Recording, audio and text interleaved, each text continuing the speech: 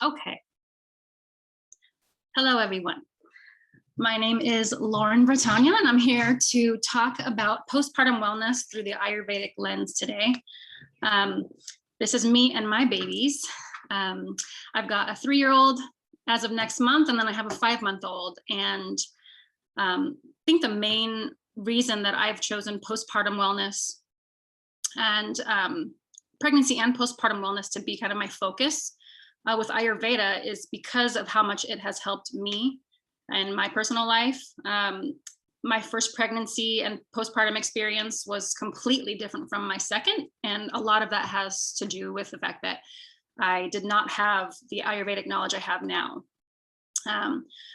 First pregnancy, I suffered through the postpartum experience. I was always irritable. I was exhausted. My milk supply was scant. I felt alone and unsupported, and my digestion wasn't that great either.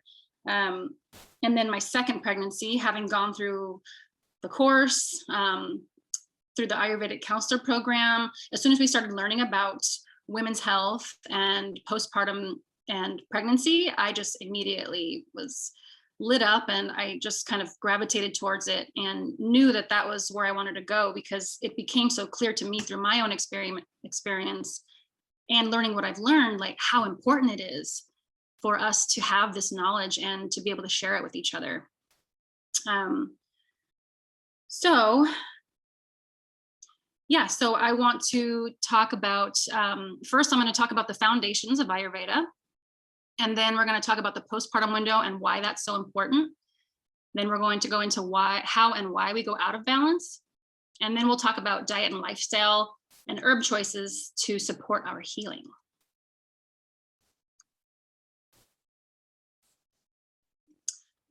So what is Ayurveda? A lot of people will initially ask. And so it's broken down into 2 words. So Ayur is life or vital power, and Veda translates to knowledge, wisdom, or science. So essentially Ayurveda is the science of life.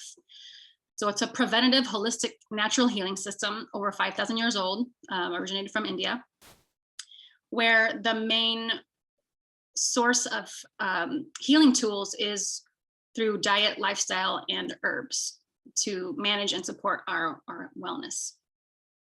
In Ayurveda, we want to do everything in moderation. Balance is really the key. And we do that through our awareness. Awareness is just so integral to Ayurvedic healing, because in Ayurveda, we're looking at the most subtle imbalance, and we want to treat that right away, as opposed to waiting until we've got, disease further along down its manifestation. So the sooner that we can find what's going on within our bodies or within our minds, the sooner we can come in with balancing qualities to remedy them. Ayurveda is also the sister science to yoga. So as yoga focuses more on the spiritual aspects, Ayurveda focuses more on the diet and lifestyle. And Ayurveda disease occurs over time. Like I had explained, subtle imbalances to gross symptoms. And we treat from the root cause as opposed to solely treating the symptoms. So if someone's got dry, itchy skin, in Western medicine, there might just be a topical treatment and you're sent on your way. In Ayurveda, we want to look at what the root cause is, what your diet might be, how much water intake. All these different factors are going to be important to find out and assess. And there's no one treat-all, one treatment for all type situation in Ayurveda. Everyone has their own energetic qualities. And what we do in Ayurveda is assess those qualities within the individual, and then we will work with them from that. So the gunas, or the characteristics, are 10 pairs of opposites. So there are 20 different qualities that really make up. Sorry, I'm nervous. You're doing fabulous, by the way. Thanks. Take a breath. You have plenty of Yeah. time. Fabulous. Yes. Yeah, so the gunas or the characteristics are 10 opposites in Ayurveda, and they categorize everything from our thoughts to our foods to our environments. Everything is described in this way, and we use these gunas to balance each other out. In Ayurveda, we say that like increases like and opposites balance. So in the simplest explanation, if it's the middle of winter and you're going outside, you're obviously going to cover up. You're going to want to be warm. You're going to put a coat on, maybe a hat. When you come back inside, you maybe going to just intuitively want a warm cup of soup or a warm drink, right? So that's going to balance, as opposed to you're not going to go outside without a jacket and with like an ice cold drink, because what's that going to do? It's going to add to the cold quality and aggravate and create some imbalance. Maybe you catch a cold, maybe your joints start to ache. So we're constantly working to maintain balance in our minds and bodies using our awareness of these gunas within ourselves. And again, that's where that awareness comes into play, and how important that is. So the elements are another fundamental aspect of Ayurveda, from the most subtle being ether or space over to the most gross or obvious, which is earth. And ether is responsible for holding space, known as the essence of emptiness, and it represents stillness and spirit. The qualities or gunas of ether are clear, light, subtle, and soft. And then we have air. So once we have air, that ether, there's movement, right? So it's responsible for movement, change, and transition. Mobile, light, clear, dry, rough, and subtle qualities. So think about the heartbeat and the lungs and your thoughts and traveling. Those are all things that require movement, right? Fire is responsible for transformation, penetration, and metabolism. So here is where we process our thoughts and our food and our experiences. Qualities of fire: hot, sharp, light, and dry. And then we move to water. Water is responsible for lubrication. So think synovial fluid, your lymphatic system, and our ability to go with the flow. And then finally, earth, responsible for stability and structure. Earth encompasses all of the elements into this final element. And earth is grounding. Earth represents our sense of safety. And earth's qualities are heavy, dull, stable, dense, hard, and gross.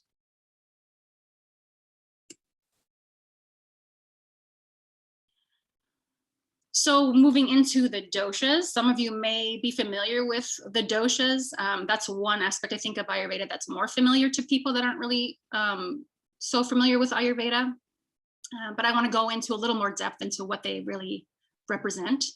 So Vata represents ether and air elements. So that subtle quality, that light, mobile, rough, clear, cold, representing variability and mobility. When a Vata is balanced, they're creative and artistic, they're perceptive. But if they are out of balance, they may seem spacey or flaky. Vatas also tend towards, deficiency. Pitta is fire and water elements combined. Hot, sharp, oily, and pungent, representing metabolism and digestion. So a Pitta person that is balanced is going to be determined and passionate, intense, and organized. But if they are out of balance, they may come off as aggressive. They may be over competitive, and they're going to tend towards anger, frustration, and judgment. And then we've got Kapha, which is comprised of earth and water elements. You see there the qualities: heavy, dense, cloudy, dull, stable. That represents structure and cohesiveness. The Kapha person, their relationships are very important to them. When they're balanced, they're nurturing, loving, and calm. But when they're not balanced, they may tend towards lethargy and inertia and even depression. So just to give a visual of the common physical characteristics of the doshas. So we've got the Vata. She's tall and lanky, long limbs, looks to have thin hair. They tend towards the drier skin, and as I said before, towards deficiency. So she does look like, you know, she could use a little more ojas, maybe a little more nourishment in her diet or lifestyle. And then you've got the Pitta. She's more medium build, muscular, but Pittas with that heat, they're more prone to the inflammation. Their skin might have some redness, more prone to rashes. And then you've got the Kapha, which tends towards oily skin. You've got Oprah with her voluptuous hair and curves, thick skin, round, full features, and also that kind of deeper voice too. So what is the sacred window? In Ayurveda, it's the first 42 days of the postpartum experience. And it's really known as this really sacred time. It's an initiation, a transitional phase of life. In Ayurveda, it said that there are 3 different sacred transitional phases in a woman's life. The first being when they are married or lose their virginity. The second is each time that we give birth. And then the third is our menopausal phase. And this postpartum window, this between about like 39 to 43 days, is something that you can find practiced in cultures and countries all over the world, from Guatemala to Japan to Mexico, India. So there is definitely something to be said about this period in time. During this period, our bodies are rapidly changing, and we need extra support to regain the balance. It's a time to rest and to be nourished, not only for nourishment, but to be nourished and to connect with your baby. The body has changed so much. There's so much space now in within the body, and it's an opportunity to receive if we are intentional with this time. We are in a really vulnerable space right after birth, during this postpartum period. So the more information that we have, the better we're going to be able to take care of ourselves and in turn take care of our babies.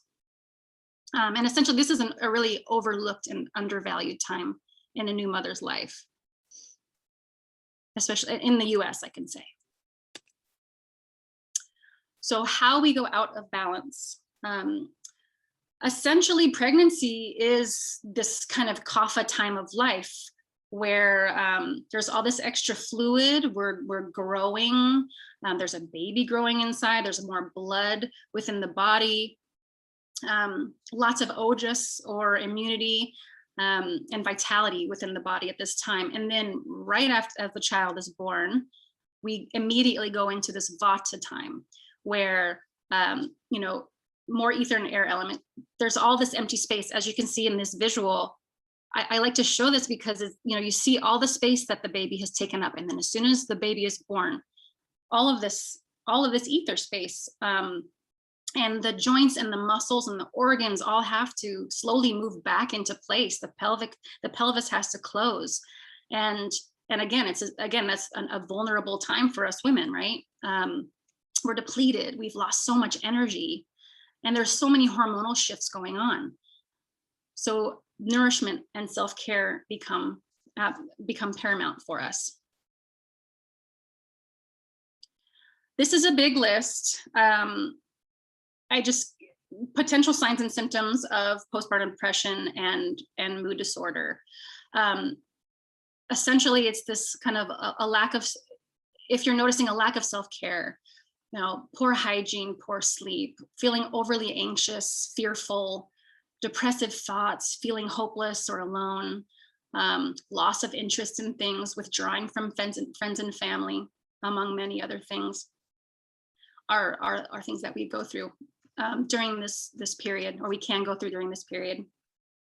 It's said that 1 in 5 women never even had a healthcare provider ask them about depression during prenatal visits. And 1 in 8 women reported symptoms of postpartum depression. And also 1 in 8 women were not asked about postpartum depression during postpartum visits.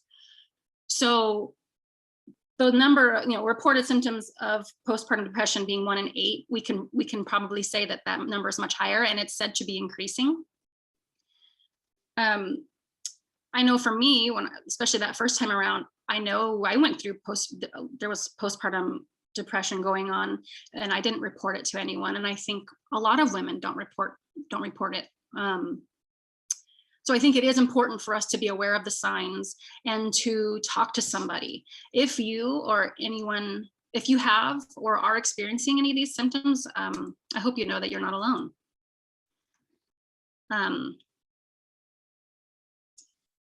Yeah, it's one of those things that it's common for us to feel like we're the only ones going through it, but you're not, and we're not. And that's one of the reasons I feel so strongly about trying to be part of the change to help women come together and feel supported. And if you are feeling this way, I do encourage you to speak to your healthcare provider, speak to someone about this, and get the support that you need. I added this slide in right before the presentation because I thought it was important to mention. OJAS is a very important term to know when we're talking about pregnancy, postpartum, and women's health in general, because OJAS is that subtle essence of all vital fluids. It's the subtle essence of kapha, the kapha dosha. It's considered the life-giving sap, and it's a storehouse of our strength, immunity, vitality, emotional well-being, and reproductive fluid. It nourishes the sensory perceptions, and its seat is in the heart. So, and it's also said that with pratyahara, which is withdrawal of the senses, OJAS can be maintained.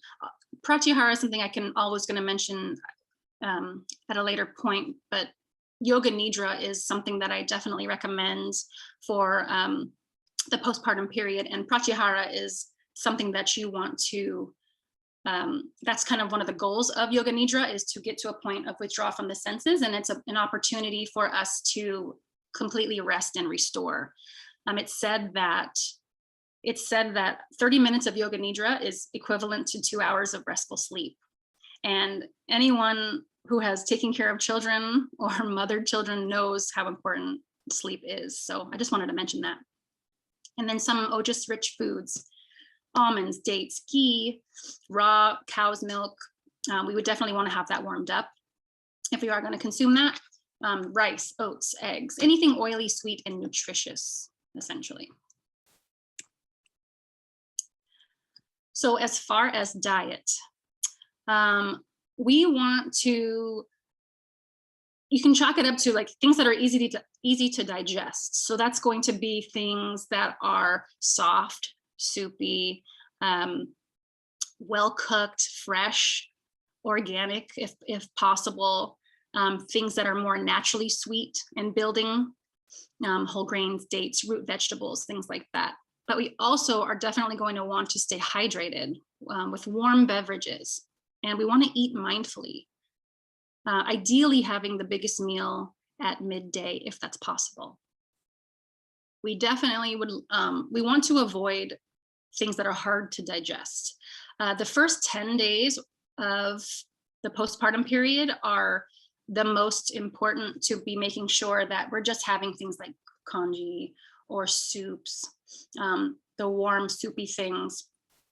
Raw veggies are a definite no-no. Cold food and drinks, those are going to put out your digestive fire, your digestive strength, and it's going to contract the channels. That's not what we want during this period of time. Other hard to digest foods: fried food, meat, leftovers, which aren't going to have that vitality in them, things that are heavy and dense or processed or spicy. And as much as some of us wouldn't like to hear, caffeine and alcohol are a definite they're on the no list as far as diet. And then as far as lifestyle goes, one of the most important things I think we can do for ourselves is to have a support system. That's something that you'd want to ideally establish before giving birth, and accepting help. For me, that it's hard enough to accept help, or it's been hard enough in the past to accept help, but to ask for help can be even more challenging for us. But if we are truly considering this time as a sacred time, and also putting not only our health and mental health, but our baby's health too, at the forefront, it becomes a lot easier to ask for help. And you'll notice that people are asking, so what can you do? You can maybe have a list on your fridge. If people want to come visit and they ask to contribute, yeah, pick something on that list. Maybe it's folding laundry, maybe it's picking up some groceries, maybe it's holding the baby so you can take a shower. Getting sleep. Sleep is, as we know, very important. They say it's ideal to take at least 2 naps during the day with the baby if you can. Belly binding is another really important postpartum practice that should be incorporated. Not only does it feel nice to just have that openness kind of hugged and held in place, but it's also helping to encourage the body to close and the organs to go back into place. Many cultures call it closing the bones too. Abhyanga, that is a warm oil massage that in Ayurveda, they say to do every day during this postpartum period for the best effects. And what's beautiful about doing a warm oil massage, ideally you can have somebody else do it for you, but you can do it for yourself as well. It's something that you can do with your baby as well. And it's something that can help to encourage a connection with your baby. It can become a really special, sacred time doing that together. Yoga Nidra, I mentioned that before. And there are some really great Yoga Nidra practices specifically for postpartum that you can find for free on YouTube. Some gentle movement would be nice to start adding eventually, once you feel comfortable enough to do that, but you definitely don't want to be doing anything strenuous. And in Ayurveda, we say during this postpartum period, ideally you're staying at home with the baby, at least for the first 2 weeks, but ideally that first 42 days. They say it's very important to stay in the auric field of your child and for yourself too, because we're so sensitive at that time to cold. Breath work, really, that can be done at any time. Deep belly breaths help to calm the mind.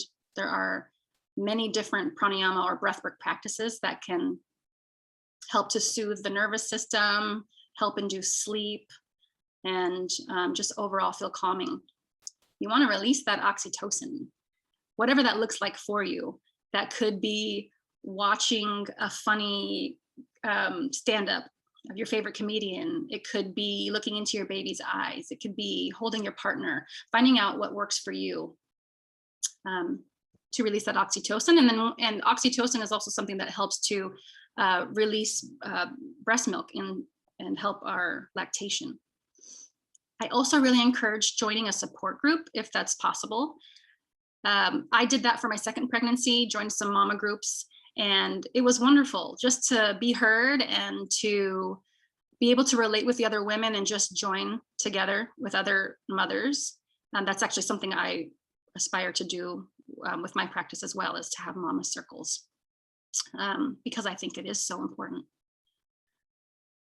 Be gentle with yourself and minimize your house chores. You shouldn't be doing really any house chores. I know that's kind of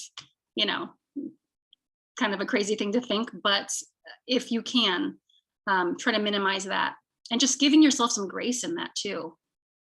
Sip the warm water throughout the day. This will help your digestion. This will help you stay warm, and try to be in bed by 10, which is almost laughable when you have a newborn, right? Because you're up all the time. Okay, so some herbs for postpartum.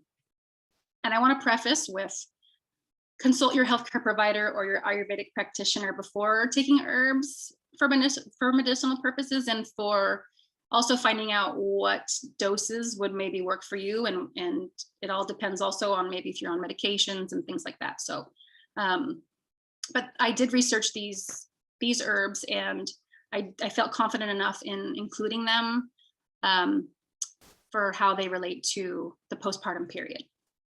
And ashwagandha, an adaptogen, so it's going to help us to manage stress. It's calming, it's grounding, it's warming or heating, which is good for a new mother too, and it also increases some energy. Fennel and fenugreek are both galactagogues, which are going to support lactation. They're both digestives as well, and fenugreek helps the uterus release residual. Ginger, very warming, strong digestive. Maca. I don't know if you guys have heard of maca, but I have just been like obsessed with it lately. I just finished drinking some.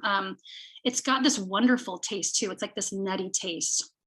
I had it with some warm milk and a little bit of grated nutmeg and cinnamon and some ghee, and it's just like, you just feel really nourished. It's an adaptogen, it's a superfood, it balances the hormones, and it's specifically known to help prevent postpartum blues, along with being a galactagogue or a supporting lactation. So like, what more could you want? Nettles and oat straw are iron rich, and also both galactagogues. Nettle is mild laxative, and both have a good amount of vitamins and minerals in them too. So iron is something that we're definitely going to want to make sure that we're getting enough of during this period, because of the fact that we've lost all that blood and are continuing to lose blood during the postpartum period. And then shatavari balances hormones, strengthens and tones the uterus, helps with lactation, and builds immunity. Just a few recipes that I wanted to include. This saffron rose milk was one that one of my postpartum doula teachers, she posted recently, and it just looked so nice. Rose has one of the highest vibrations of all herbs, and it's known to lift the mood and open the heart, on top of all these other ojas or vitality building components as well. Really yummy drink there. And then there's an ojas drink specifically, so dates and almonds and ghee, some shatavari, tahini, and some cinnamon, all blended together with a little bit of maple syrup if you wanted to add that for taste. And then lactation tea, as I said before, the fennel and the fenugreek are really good galactagogues or supporting lactation, and you can make a big batch of this and have it. This will, is that enough? No, I don't think so. Yeah, so this can help with lactation as well. Thank you so much for coming and listening to